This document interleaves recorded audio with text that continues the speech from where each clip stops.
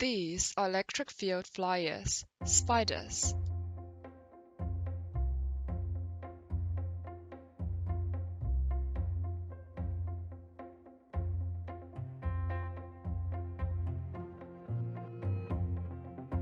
They use a hair on their legs, which is called trichobotria, to sense if the condition is suitable to fly.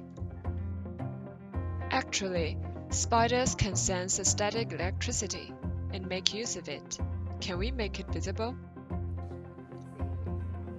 We made several experiments to see if we can visualize the force. However, this kind of visualization actually doesn't bring out the natural perspective. So what can we create to help?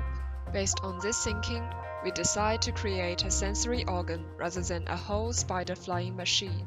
We hope that with the help of this organ, humans can expand their senses of electric field and sense a physical force that cannot be seen before. We try to make an external organ and hope to use it to test and explore the changes in the electric field in different places.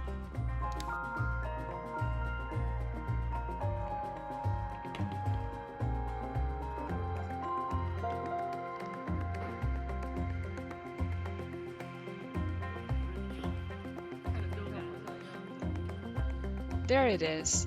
It's time to try this human spider hair sensor.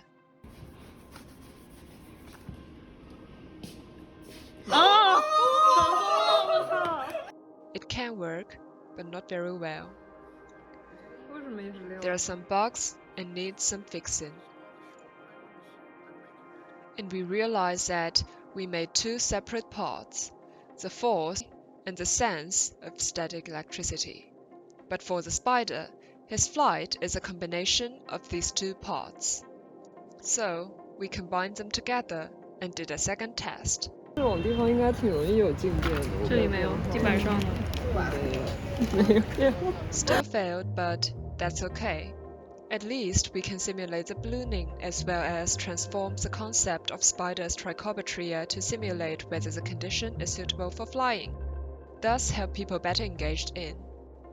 Before ballooning, spider would raise its two front legs and use a hair on it to sense if the condition is suitable for fly.